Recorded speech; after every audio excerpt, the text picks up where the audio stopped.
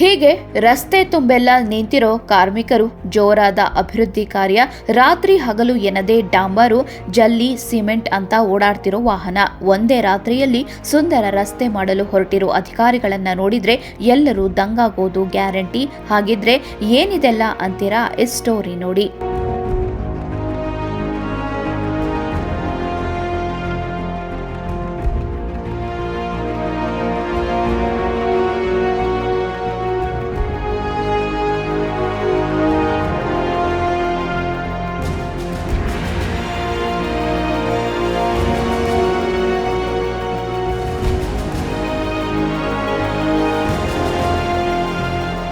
ಉಪರಾಷ್ಟ್ರಪತಿ ಚಿಕ್ಕೋಡಿಗೆ ಆಗಮಿಸುವ ಹಿನ್ನೆಲೆಯಲ್ಲಿ ಚಿಕ್ಕೋಡಿ ಪಟ್ಟಣದಿಂದ ಯಡೂರಿನ ಗ್ರಾಮದವರೆಗೆ ಇರುವ ರಸ್ತೆಯ ತಗ್ಗು ಗುಂಡಿಗಳನ್ನು ಪಿಡಬ್ಲ್ಯೂಡಿ ಅಧಿಕಾರಿಗಳು ತುರ್ತಾಗಿ ಮುಚ್ಚುವ ಕಾರ್ಯಕ್ಕೆ ಮುಂದಾಗಿದ್ದಾರೆ.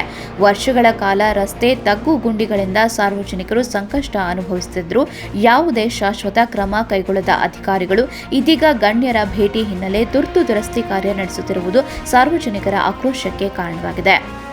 ಸರ್, ಚಿಕ್ಕೋಡಿ ತಾಲೂಕಿನ ಎಲ್ಲ ರಸ್ತೆಗಳು ಹಾಳಾಗಿದ್ದಾವೆ. ಈಗ ಯಡೂರು ಜಾತ್ರೆ ನಡೆದೈತಿ. ಆ ಜಾತ್ರೆ ಸಂಬಂಧ ನಮ್ಮ ರಾಜ್ಯದ ಜನಪ್ರತಿನಿಧಿಗಳ, ಮಂತ್ರಿಗಳ, ರಾಷ್ಟ್ರಪತಿಗಳು ಬರೋದನ್ನು ಪ್ಯಾಚ್ ವರ್ಕ್ ಮಾಡೋದಾರ.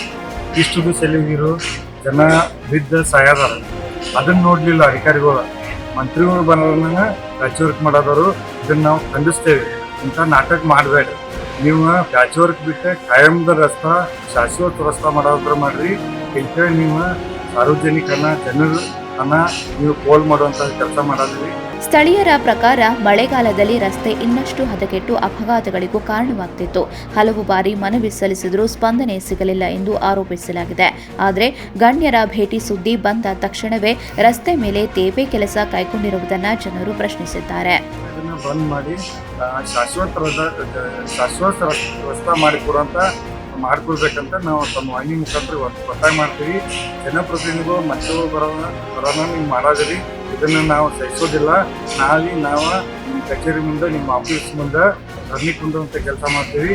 ಇದನ್ನು ನಾಟಕ ಬಂದ್ ಮಾಡಿರಿ ಮತ್ತು ಜನರ ಕಡೆ ನೋಡ್ರಿ, ಶಾಶ್ವತ ರಸ್ತೆ ಮಾಡುವಂಥ ಕೆಲಸ ಮಾಡಿರಿ. ಇಲ್ಲಾಂದ್ರೆ ಈ ವಿರುದ್ಧವಾಗಿ ನಾವು ಸರ್ಕಾರ ವಿರುದ್ಧ ನಿರಂತರ ಹೋರಾಟ ಮಾಡುವಂಥ ನಮ್ಮ ವಾಹಿನಿ ಮುಖಾಂತರ ಈ ತಾಲೂಕು PWD ಜೊತೆ ಅಧಿಕಾರಿಗಳಿಗೆ, ಸರ್ಕಾರಕ್ಕೆ ನಾವು ಒತ್ತಾಯ ಮಾಡುವಂಥ ಕೆಲಸ ಮಾಡ್ತೀವಿ.